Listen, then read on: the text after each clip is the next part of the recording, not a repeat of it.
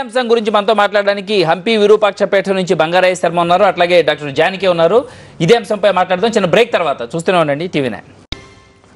Welcome back. గర్భంతో ఉండగా తల్లులు పుస్తకాలు చదివితే పుట్టే పిల్లలు తెలివైన వాళ్ళుగా పుడతారా అన్న అంశానికి సంబంధించి వాళ్ళు మన చర్చలోకి వెళ్ళిపోతున్నాం. మొదటగా డాక్టర్ స్టార్ట్ చేద్దాం. డాక్టర్, గర్భిణీలు పుస్తకాలు చదివితే కనుక తెలివైన పిల్లలు పుడతారన్న వాదనలో ఎంత వాస్తవం ఉంది? ఒకటి, మనము అందరం కూడా అభినందించవలసిన విషయం ఏంటంటే స్త్రీ యొక్క విద్య అంటే ఆమె చదువుకుని ఉండాలి. పుస్తకాలు చదవాలంటే అది ఎంతో కొంత మన భావి భారతదేశానికి ఉపయోగపడుతుందనే చెప్పాలి. ఆమె చదివి ప్రశాంతమైన వాతావరణంలో బిడ్డకి ఒక రకమైన ప్రశాంతత కలుగజేస్తూ ఆ రకమైన ఆత్మస్థైర్యంతో డెలివరీ అయినప్పుడు మెరుగైన అవకాశాలే ఖచ్చితంగా ఉండి తీరాలి. ఒకటి ఏమిటంటే మా దగ్గర వ్యాస్ట్ అని ఒకటి ఉంది. అంటే గర్భస్థ పిండానికి నిద్రపోయే టైం కొంత ఉంటుంది. స్లీప్ వేక్ సైకిల్ అంటుంటారు. అంటే ఒక పావు గంట నిద్రపోతుంది, మళ్ళీ లేస్తుంది, మళ్ళీ నిద్రపోతుంది. సో ఎప్పుడైనా కదలికలు సరిగా లేనప్పుడు వ్యాస్ట్ అని ఒక టెస్ట్ చేస్తారు, వైబ్రో అకౌస్టిక్ స్టిమ్యులేషన్ టెస్ట్. అదేమీ కాదు, స్కానింగ్ చేస్తున్నప్పుడు అలాగా ఏమీ కదలకుండా ఉండే శిశువు దగ్గర చిన్న శబ్దం అలికిడి వినియోగిస్తే కదులుతుంది శిశువు. అది వినడం ద్వారా జరుగుతుంది. దాన్ని వాస్ట్ అంటారు. అంటే దాని ప్రకారం గర్భస్థ శిశువు యొక్క మూమెంట్స్ తెలుసుకునే అవకాశం తల్లికి ఏర్పడుతుంది. సో ఇదంతా మనం సైన్స్ లింక్ చేయాలనుకుంటే చేయగలిగే పని. ఈ రోజున అల్ట్రాసౌండ్ వచ్చిన ఈ కాలంలో వాళ్ళ మూమెంట్స్, వాళ్ళ బ్రీదింగ్ మూమెంట్స్, శిశువు యొక్క బాడీ మూమెంట్స్, రిఫ్లెక్సెస్ ప్రతి ఒక్కటి తెలుసుకోగలం. అంటే హార్ట్ బీటు, ఏదైనా ఒక శ్రావ్యమైన సంగీతం వింటున్నప్పుడు ఎక్కువగా కదలడం, ఇవన్నీ కూడా చాలామంది తల్లులు చెప్తూ ఉంటారు. ఇది మనం సైంటిఫిక్గా కూడా ప్రూవ్ చేయగలిగిన అంశం. దాంట్లోకి వెళ్లే ముందుగా బంగారయ్య శర్మ గారు, గర్భిణీగా ఉండగా సేమ్ క్వశ్చన్కి మీరు ఎట్లా రియాక్ట్ అవుతారు? ఎంతవరకు అవకాశాలు ఉంటాయి? తెలివైన పిల్లలు పుట్టే అవకాశాలు ఎంతవరకు ఉంటాయి? చాలా ఉంటాయండి. వాస్తవానికి ఇది సైన్స్ ప్రకారం జెనెటిక్గా అని చెప్తూ ఉంటారు. అయినప్పటికీ అన్నిటికంటే విశేషం ఏమిటయ్యా అంటే మనకి పూర్వం అనేకమైన పురాణాల్లో, ఇతిహాసాల్లో చెప్పడం జరిగింది. ఈ ప్రహ్లాదుల వారికి నారదుల వారు వచ్చి ఉపదేశం చేశారు. మంత్రోపదేశం కడుపులో ఉండంగానే ఆయన అర్థం చేసుకున్నారు.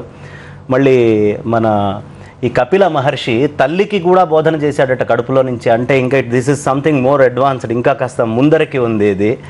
కపిల మహర్షి తన తల్లి అయిన దేవహూతికి చెప్పడము. ఆ తర్వాత అన్నిటికంటే అందరికీ తెలిసింది అభిమన్యుడు కడుపులో ఉండంగానే నేర్చుకున్నాడు అనే విషయాలు చెప్పడము. అయితే దీనికి సంబంధించి నిజంగా వాస్తవానికి 100% నేర్చుకుంటారనేది సత్యము అని చెప్పడానికి ముర్కాఫ్ అండ్ షెరాన్ అనేవాళ్ళు ఒక పుస్తకం, ఒక గ్రంథస్థం చేశారు. దాంట్లో వాళ్ళు ఏం రాశారయ్యా అంటే తల్లి తన యొక్క కడుపులో తంతున్నప్పుడు ఆ తన్నిన ప్రదేశంలో చేయబెట్టి కిక్ మీ అని మెల్లిగా కనుక చెప్తున్నట్లయితే వాళ్ళు మళ్ళీ తిరిగి ఆ ప్రదేశంలో చేయబెట్టినప్పుడు స్పందించి తన్నడము, ఇలాంటివి అనేక రీసెర్చ్లు చేసి వాళ్ళు రాసినవే. ఇది వేదము ఏనాడో చెప్పింది, దీన్ని అంగీకరించి తీరాలి. దీనికి వాళ్ళు చెప్పుకుంటూ కూడా అంచెలంచెలుగా చదువు అనేది ఎలా నేర్పించాలి అనేది కూడా చెప్పారు. కాబట్టి ఖచ్చితంగా ప్రపంచంలోనే బెస్ట్ సెల్లింగ్, అది మన దేశం కాదు ప్రపంచవ్యాప్తంగా ఉన్న పుస్తకాలు అనేక మంది గర్భిణులు చదువుతున్నది. ఆ సమయంలో మనము సంగీతము, శ్రావ్యమైన సంగీతము, విష్ణు సహస్రనామ పారాయణము, ఏదైనా వీరుల గాథలో ఇలాంటివి చెబితే పిల్లలు కడుపులో ఉన్నప్పుడు సౌండ్స్ని గుర్తించటం, ఇందాక జానకి గారు చెప్పినట్టు సౌండ్ని గుర్తించటము అనేది వాళ్ళు చేస్తారు.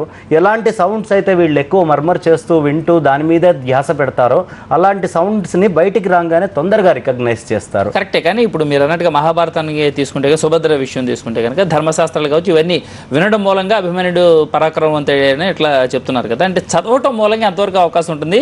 ఇవన్నీ వినడం వల్లే అభిమన్యుడు పరాక్రమవంతుడిగా మారాడు అని అనుకోవచ్చా? తను స్వతహాగా పరాక్రమవంతుడే ఉన్నప్పటి నుంచి, తర్వాత తనకి ఆ యొక్క గురువుల దగ్గర నుంచి వచ్చిన ట్రైనింగ్ వల్ల అన్ని విధాలా అయినప్పటికీ ఆ విద్యా బోధన ఏదైతే కడుపులో ఉన్నప్పుడు తను వినాడో అది ఖచ్చితంగా 100% అతనికి గుర్తుండి చేశాడు. ఇది వాస్తవం, దానికి అనుమానం ఏం లేదు.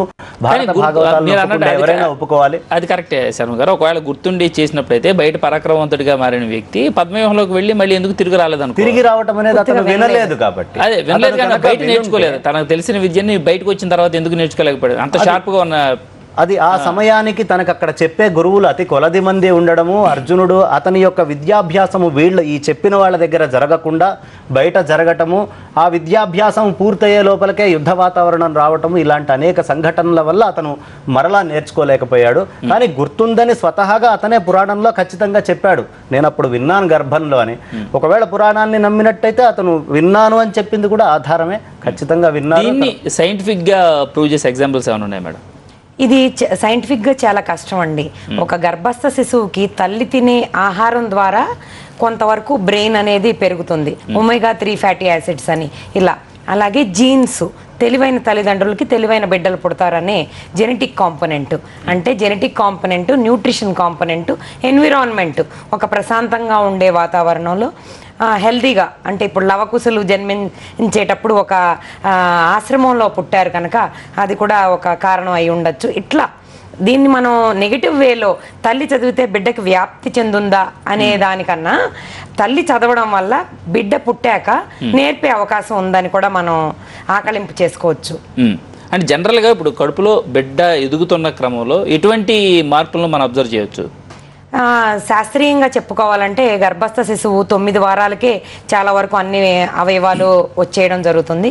28 వారాలకి అన్ని ఫంక్షనల్గా వస్తాయి, అంటే పనిచేసే రీతిలోకి అవి వచ్చేస్తాయి అన్నమాట. 28 వారాలు అంటే 8వ నెల బిగినింగ్లోనే అన్నీ తెలిసిపోతాయి, అన్ని పనులు చేయగలుగుతుంది శిశువు. కానీ ఇప్పుడు తల్లి చదివినది గుర్తు పెట్టుకుని బయటకు వచ్చాక అదే జ్ఞాపక శక్తితో ఉంటుందా అనేది మీ ప్రశ్న. దీనికి సైంటిఫిక్ గా ఇప్పటి వరకు ఆధారాలు అయితే ఏమీ లేవు. అది గుర్తు లేకపోయినా ఇదేం మూఢ విశ్వాసం కాదు, దానివల్ల హాని జరగడం లేదు. మంచిదే, కరెక్టే అనేది. జనరల్ గా ఒకవేళ ఇట్లా చదువుతున్నది ఏదైతే ఉంటుందో దీన్ని అర్థం చేసుకుని శిశువు అర్థం చేసుకుని దానికి రియాక్ట్ అవ్వటమో తన మెమరీలో ఉంచుకోవడం అనేది ఏ వయసు నుండి జరిగే అవకాశం ఉంటుంది? ఒకవేళ సాధారణంగా 2 సంవత్సరాలు పూర్తిగా నిండే వరకు బ్రెయిన్ పెరుగుతుంది. అంటే 2 సంవత్సరాలు పూర్తి అయిపోయిన తర్వాత ఇక్కడ పైన కొన్ని స్కల్ బోన్స్ కూడా దగ్గరకు వచ్చేస్తే ఆ తర్వాత బ్రెయిన్ ఎదుగుదల అనేది పెద్దగా అంటే వ్యాపించడం అనేది ఉండదు. కానీ అక్కడి నుంచి ఫైనర్ స్కిల్స్ నేర్చుకుని జీవితాంతం కూడా పాటించవచ్చు. ఒక 3 ఏళ్ల శిశువు పుట్టిన బిడ్డకి మనం ఏం చెప్పినా పెద్దయ్యాక గుర్తుండదు. అట్లాంటిది గర్భస్థంగా చెప్పింది రేపు 20 సంవత్సరాలు వచ్చాక గుర్తుంటుందని ఎవరు ప్రూవ్ చేయలేకపోవచ్చు. అది మరి సైన్స్కి అందని విషయమే. ఒక చిన్న బ్రేక్ తర్వాత చర్చలోకి వెళదాం, చూస్తూనే ఉండండి టీవీ9. Welcome back. శర్మ గారు, ఇంతకుముందు మనం మాట్లాడుకున్న పురాణాల్లో ఈ అభిమన్యుడిని కాకుండా ఇటువంటి ఉదాహరణలు కాబట్టి ఇటువంటి సంఘటనలు కానీ దీనికి రిలేటెడ్గా ఉన్న సంఘటనలు కానీ ఏమైనా ఉన్నాయా గతంలో? చెప్పానుగా ఇప్పుడే, కపిల మహర్షికి సంబంధించి తనే తల్లికి నేర్పించడం, ప్రహ్లాదుడికి సంబంధించి అసలు మనం అక్కడి దాకా కూడా అక్కర్లేదు. ఒక పశువుకి దూడ పుట్టింది అనుకుందాం, ఒక ఆవుకి దూడ పుట్టింది. మాకు విరూపాక్ష పీఠంలో పెద్ద గోశాల ఉంది. ఆ పుట్టిన దూడని మీరు ఎక్కడైనా వదిలిపెడితే 50 ఆవులున్నా తన తల్లి ఏదో అది గుర్తించి కరెక్ట్గా వచ్చి ఎక్కడైతే పాలు ఇస్తుందో ఆ ప్రదేశంలో నోరు పెట్టి తాగుతుంది. మరి ఇది ఆ క్షణం అప్పటికప్పుడు జరిగితే ఎవరు నేర్పించింది కాదే, స్వతహాగా కొంత జ్ఞానంతో కొన్ని ఇంద్రియాలతోటి అది పుట్టడం జరుగుతుంది. ఇదే మనుషుల్లో కూడా జరుగుతుంది.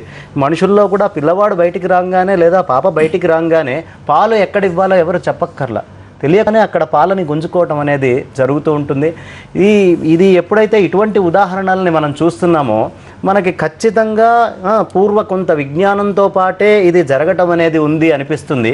ఇంకా విశేషం ఏమిటి అంటే మాకు వేదంలో చెప్పుకుంటూ వచ్చేటప్పుడు ఒక మంత్రం చెప్తారు, ఆకాశాద్ వాయు వాయోరగ్ని అగ్నేరాప అద్భ్య పృథివీ పృథివ్యా ఓషధయ ఓషధీభ్యోన్నం అన్నాత్ పురుష అని.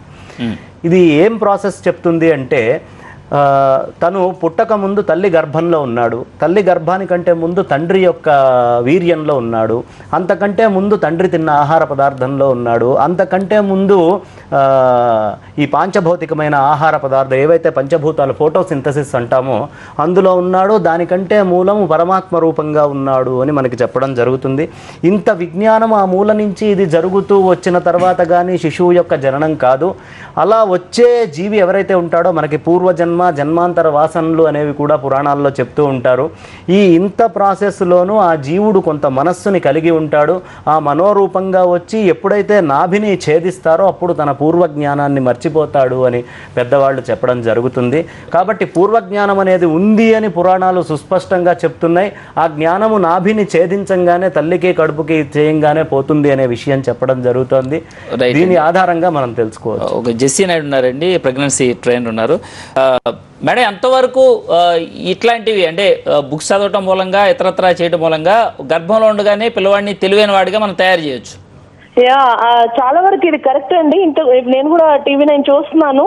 యాక్చువల్ గా నేను ఒక 12 years నుంచి జాయ్ ఆఫ్ ప్రెగ్నెన్సీ అని ట్రైనింగ్స్ ఇస్తున్నానండి చాలా మందికి, ప్రెగ్నెంట్ లేడీస్ కి. అండ్ దానికి చాలా ప్రూఫ్స్ కూడా ఉన్నాయి.